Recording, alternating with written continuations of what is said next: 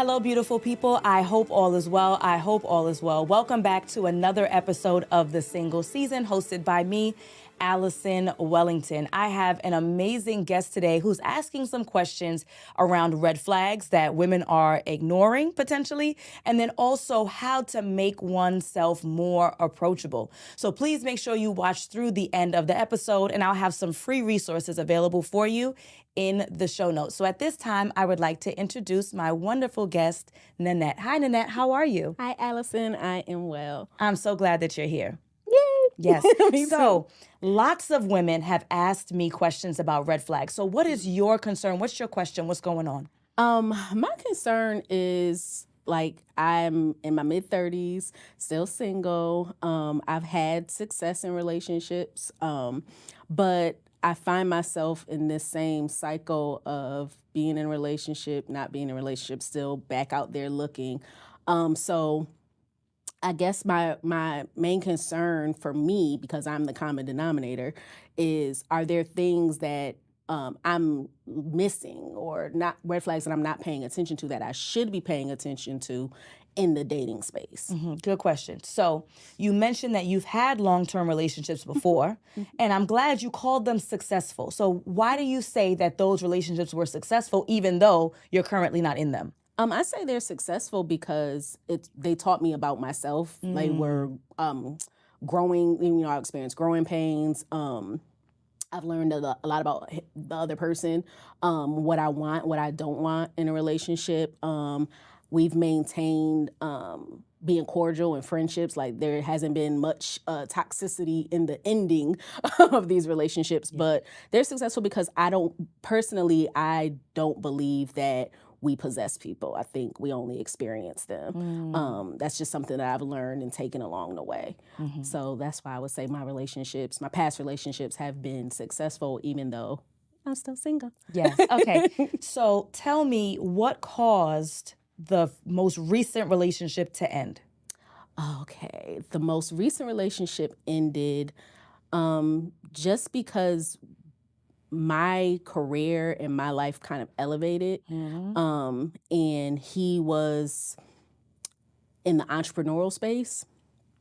I am only recently in the entrepreneurial space. I've always maintained having a 9-to-5. I've always maintained whether I had to have a full-time and a part-time job just as a security for myself. I've always made my own money and taken care of myself.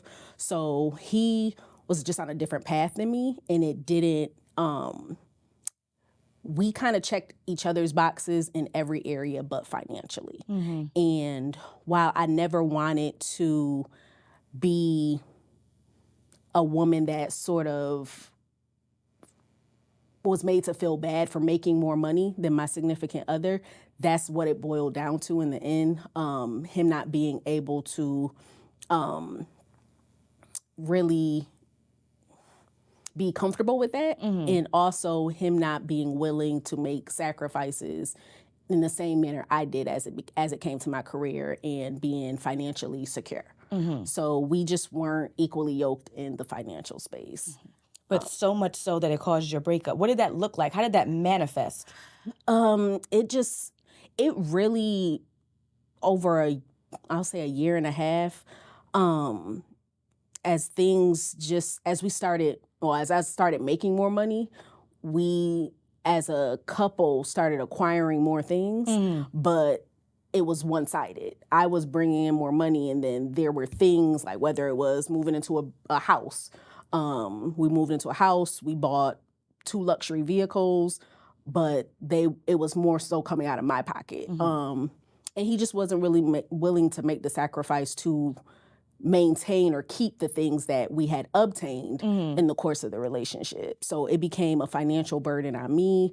Of course, that caused stress at home. If I'm getting up every day to go, if I'm getting promoted, then I'm having to go into work and show up there, and then he's at home Not doing anything. working on his entrepreneurial endeavors.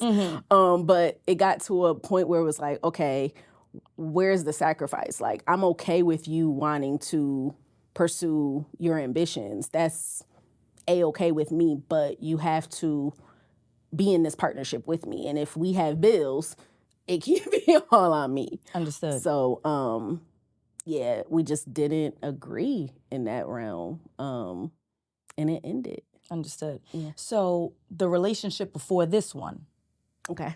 well, right, you gotta I have to think back a second. What ended that relationship? That relationship ended due to infidelity on his part, and him essentially choosing to be with the woman that he was cheating on me with. So, yeah, that one was hard. I re-entered into therapy after that one, after that relationship ended. I harbored a lot of guilt.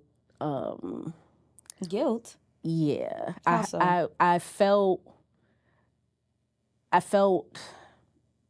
unworthy. I felt like past things that I've done, like being young, single, and free, and not really caring about other people's feelings when I was in my 20s and late teens. I felt like I was experiencing relationship karma. And it hurt me because to my knowledge, I'd never been cheated on. So, and then to have like that rejection, being that he chose someone else, like, okay, why wasn't I the one you chose? Yes. And why wasn't I the one that you decided to be with and marry and all these things? Like, what's wrong with me?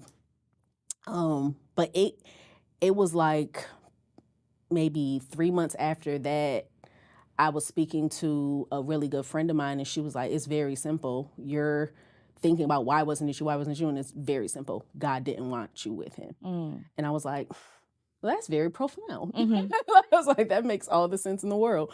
So that's kind of just how I've led. Since then, I've kind of led like my life in that regard. Like, learning who I am through God's eyes and learning my self-worth through that lens. So I'm in a single season where I'm okay because I know that what's for me can't miss me. And if it misses me, it wasn't for me. Got you. Okay. So now that I've dug up all of the all my dirt, all the dirt, I can give you some insight in regards to those red flags. Okay. So paying attention to someone's behavior in the beginning is extremely insightful to how we can predict how they may behave. It's not 100%, it's not a guarantee. And in some cases, I wouldn't even recommend ending things because of a behavior that's questionable, but for you to pay more attention to. Okay. So let's start with the gentleman who wasn't financially sound, okay? When you met him, was he on his entrepreneurial journey? Yes, he was, but he also worked. Very shortly after meeting, he lost his job. He was laid off because it was still pandemic issues. He lost his job, and I stuck around. I didn't take that as like a red flag, where in hindsight it was like, well, we were in a global pandemic. No one knew what was, you know. Like, maybe I should have. But I never wanted to be perceived for a long time, and I had to work through this. I never wanted to be perceived like a woman that was only after money, or like not so much a gold digger, but only cared about how much a man had. So I didn't want to be seen as that. I wanted to be seen as like, oh, she was gonna hold him down like that, ride or die. And I feel like it kind of backfired in some regard because I stuck around, I helped out, and I think that it crippled him.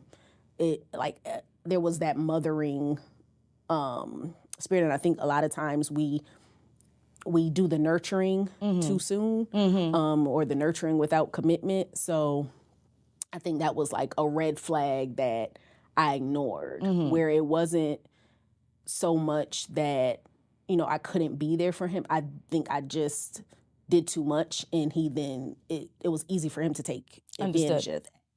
Understood.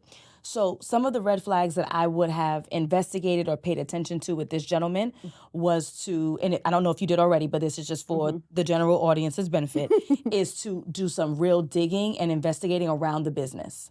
What is the business? What's the business plan? How do you intend on scaling the business? Now, we do have to be careful with our line of questioning, the way that we present it, because we don't want it to be as if it's an interview. Right. It needs to be like, tell me more about this business. And that sounds so exciting. And what does that look like in the long term? And wow, I can see how you can scale this. So it needs to be more of like, I am invested. I care about you and I care about your interests versus let me see your numbers. How much you made? Like you can't be aggressive with it. Because one, it's not even really your business, especially early on. But when we're talking about dating an entrepreneur, that is a dangerous investment. Simply because of what you said, you don't have the security of the 9 to 5.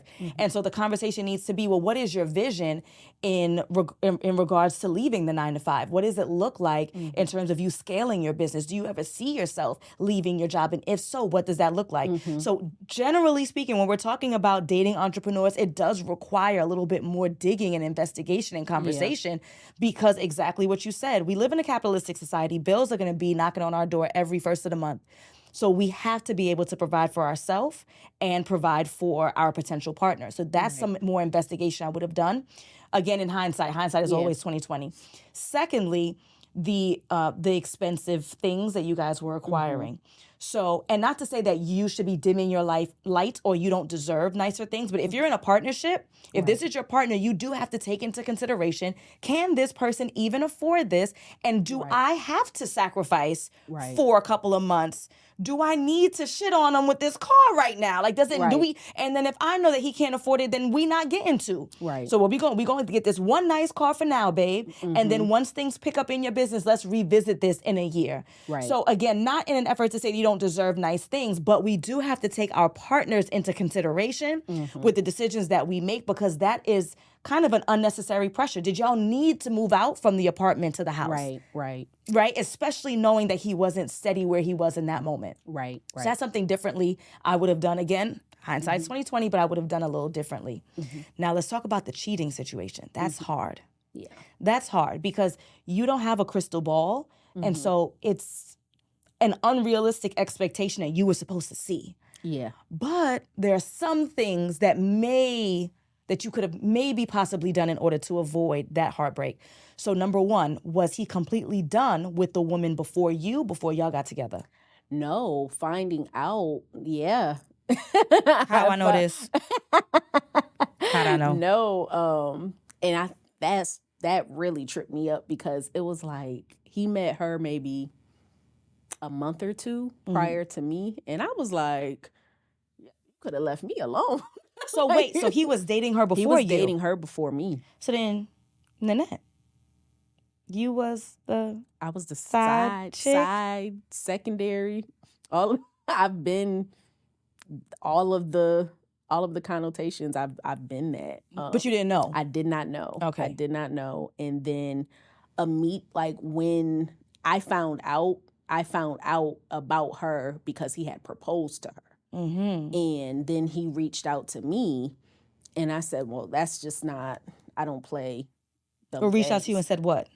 Like, I'm sorry you had to find out this way. And I was just like, what do you, I found out, I know there's no need for any further conversation. And he really just tried to appease his guilt by, I guess, essentially wanting us to be cool and I was just like, I don't mess with that. Like, you are preparing to marry this woman. Good luck, Chuck. Yeah. I ain't got nothing to do with that.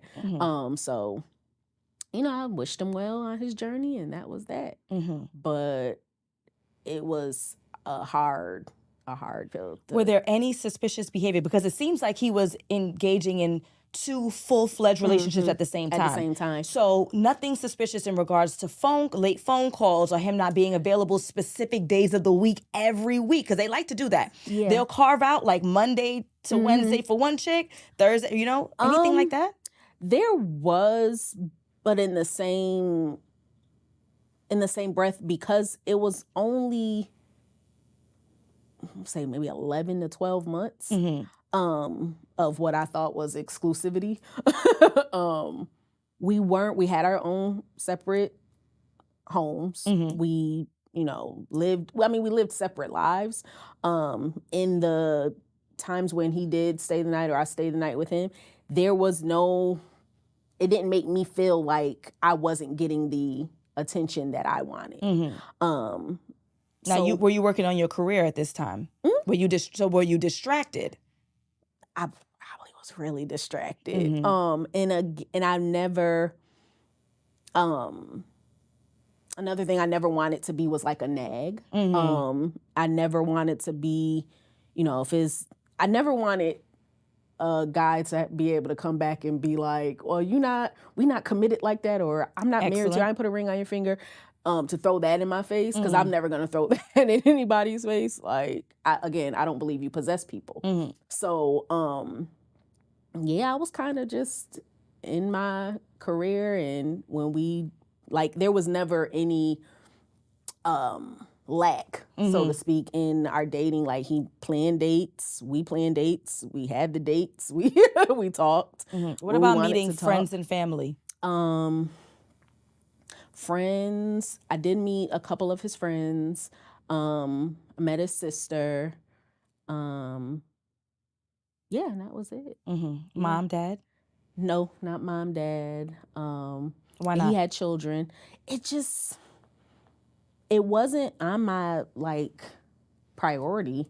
Now looking back on it, we were just kind of flowing. No flow.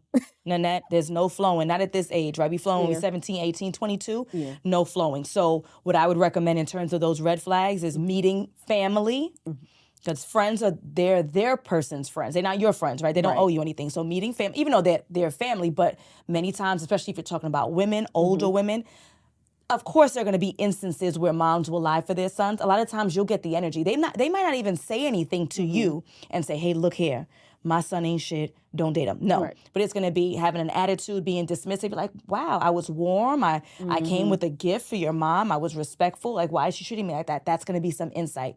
So meeting the family, especially the elders, the female elders, will help. Yeah. Meeting them consistently. So it's not going to be, we've been dating for 11 months. I met them 7 months ago. I haven't seen them again. No, it needs to be the fish fry. It needs to be somebody's funeral. It needs to be somebody's baby shower. Like, there should be consistent meetups, because eventually someone, even sister, right, who's going to be close in age, is going to be like, damn, Lynette's such a nice lady. I just can't let her rock like this. You need to tell her, bro, before I do. Right. So it's going to be meeting the family. It's going to be meeting them on a consistent basis in public spaces, so it can help for you to dissect what really is going on here, in the hopes that somebody has some kind of guilt or something that they can throw you, so that you're picking up that something isn't right here. So I would definitely invest in demanding kindly and with respect, meeting those family members and multiple times throughout the relationship, because that will give you a little bit more security. Does that make sense? Yes, that makes perfect sense. And not that, well, I can really go back and think to where I didn't demand it, but in the following relationships and dating spaces, it kind of happened where I was meeting the most recent breakup, his family, the elders, his family were really like, yeah, this is how he is. And I could appreciate that, because it let me then make the decision for myself. Like, now, you see, this is a pattern. This is really just how he is. So now you have to make the choice whether or not you're going to be around. When we say how he is, just to be clear, you talking about laziness? Lazy. Okay. So lazy. It wasn't just someone who's down on their luck in the moment and is actively working to get out of it. It's, I lost my job, oh well, and I'm chilling up in this big house that my girlfriend's paying for without us. Okay, all right, I just want to get clear. Okay, so the second part of your journey through dating and your concerns about dating is about being more approachable. Yeah. Talk to us about your concerns in regards to that. My concerns in that space, I don't have an issue meeting men. I'm very, friendly. I'm bubbly. I'm in a line of work where I'm talking to people every day. So it just gets to the point where a lot of times when men find out where I'm from, what I do, and they see me as oh, she's real cool. She's the homie. I kind of, one of two things happen. I either friend zone myself or they friend zone me, because they're like, she's not willing to do what 10 other females are willing to do, or I have to meet these standards that I'm not ready to meet. So in the approachability is just like when I'm approached or when the conversation start, it usually goes, I guess, quote unquote, left. Like there's never a next step. It's never like, oh, like she's real dope. Like, can I get your number? Can we go out? Can we kick it? Like, it's never that. It's like, well, and so I don't know if it's intimidation. I don't know. I really can't call it. So I wouldn't classify this as an approachability issue because you're being approached. Yeah. It's the next step, Yeah. right? It's after you are approached, then something is going wrong that's not allowing this to develop to a phone call, to a date, so on and so forth. Right. Can you tell me more about the conversation? What do you think is going wrong that it doesn't allow for the natural next step? Girl, let me get your number. I used to think that it was me divulging too much information too soon. And then so I stopped that. I was, I kept it quiet, but then it was, well, she's stuck up or she thinks she's too good or she's shy and just doesn't, whatever it is. So I was just like, well, what's the happy medium? Because I don't want to divulge too much. And then I've literally been told, like, if a guy asks you what you do, just say you work for local government, you work for the county or whatever. Don't say your title. So I stopped doing that. And it's just not getting to the next step. So I really don't know. I've tried all these couple of different approaches. I do, because of the past situation, I don't like to divulge what I do. I don't necessarily like for me on a date for them to see what I pull up in, what I drive. I don't, I tone it down as far as what I dress. I don't have like designer. I'm not that type of person, but I'm just trying all these different things to see what the issue could be. Because again, I don't want, like, things don't define me. I didn't grow up with that stuff. So like what I make doesn't define me. My titles definitely don't define me.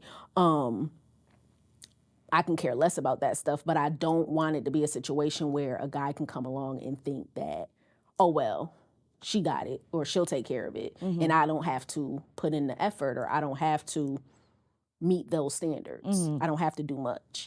That's what I never want the idea to be because I've come out of that. Right. Like, and it took a lot to come out of that.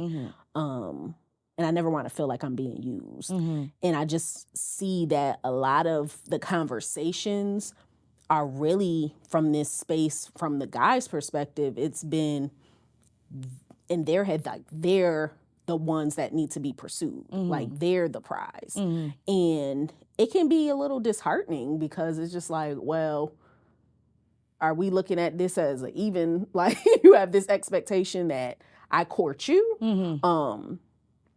And it's just, it's a weird space to be in dating now. I've never seen anything like it. Yeah, it's a new age. It's a new age. So I would actually advise you the same thing in regards to the title. I would not advise you to share your title. I would keep it super simple, super easy. I've had clients who were anesthesiologists, which are the highest paid doctors. You like paid, right? And I asked, what are your responsibilities? Obviously, to administer anesthesia. And I'm like, tell me more. And then by the end of it, I think the title that we came up with for her dating app was like, patient communication. Like, it was like, yep, like it's going to be, right, we're going to make it where no one has a clue. They can't Google it. They can't figure it out. Right? So I would recommend that you continue to do that because you don't want to have conversations with gentlemen who then are looking to date you because of this perceived income, right? So I would recommend that. And you said about a happy medium. So we need to still keep that personality that you have that's natural, that bubbliness on 100,000 and remove work. That's it. So that 100,000, like that personality that needs to be on 100,000 needs to continue. So if it's that bubbliness, if it's going to be sports, if it's going to be what's going on in local politics, if it's going to be, what's going viral on social media, like you still need to be that energetic version of yourself. We're just removing career, work, money, stuff out of the equation. In regards to the car, so the way that you dress, okay, no problem. But the car piece, that's going to tell us a lot. So it's going to be, I'll meet you at for that first date, right? And maybe you're going to park in the back of the parking lot. Right. And if you want, you could arrive 5 minutes early so that no one's seeing you pull up 15 minutes late and then now I see what you're driving, right? Right. Because I understand your concern of not wanting to be used. I will tell you that perhaps we need to start mixing with gentlemen and schmoozing and rubbing shoulders with gentlemen who are in that higher bracket. Right. So that may mean that you have to switch up your crew, adding some new people to the circle, as well as going to the spaces and places where those gentlemen are. So where are they? Because you're about to ask me, well, Allison, where are they then? You tell me. Yeah. All right, where are they? Okay. So I like to divide it into 3 tiers. Okay. Tier 1 is probably where you already are. So if you think about like a pyramid, right? So the bottom layer of that pyramid is what you already do. So it's going to be the kickbacks. It's going to be the game nights. It's going to be the brunch. That's just where you function in the world as someone who socializes. That's not a special place, okay? Half of the people there are going to be men, half are going to be women. So now 50% of the people who are in those spaces won't work for you. Then you have the gentlemen who are left. Some of them are going to be married. Some of them are going to be gay. Like, so we need some differentiation. So we're going to take yourself out of that bottom tier. Okay. In terms of looking for a guy or a guy to find you. Still go, because those are your friends, but you're going to bring yourself to tier 2. Tier 2 is going to be spaces and places where men are. Okay. You need the ratio on your side. So that's going to be entertaining spaces with male-dominated interests. So sporting events, Right. the cigar bar, the sports bar, right, is going to be the axe throwing and the gun range, and entertaining spaces where men are in the majority and women are in the minority. Why? More men for you to choose from. And by default, you look better than most of the people there because most of the people there are men. Okay? Now, tier 1, that's the little part of the diamond, right? The little part of the pyramid is where you needs, with a Z at the end, to be. Okay? This is going to be spaces and places where men are in the majority for serious things. So remember, tier 2 was entertainment. This is serious stuff. So it's going to be any kind of political events. It's going to be mixers. It's going to be career-based events. It's going to be fraternal events, right? So you want to be in the events where we are talking about serious stuff, mostly career. Right? Okay. So you're going to go to the conference, right? There's going to be the neosurgery conference. There's going to be the lawyer. It's going to be the this, whatever. Industries where men normally dominate. Investing, real estate, business, right? So industries where men tend to dominate, because again, we still want the ratio, like from tier 2, we still want the ratio, but we want men who are serious and in depth in their career. They can even afford to go to these conferences. The conferences are going to start at $250. I have $250 to throw away on a Saturday afternoon to learn more about my industry. Those men tend to be more financially sound. And generally speaking, the men who are invested in their career and looking to grow in their career generally understand and appreciate the institution of family and the value of a good wife and marriage. Right? And so that's going to be your tier 1. And the last place in tier 1 is going to be social clubs. Okay. That's going to be in New York. We have like Dumbo House, Soho House, the Gathering Spot, because again, you can do social media and socialize with people around the world for free on Instagram. If I'm paying $3,500 a year to be socializing with the people who's in my city, that tends to be, and not to sound elitist, but I'm being elitist, kind of the more upper crust types of folks, those who are a part of those types of organizations.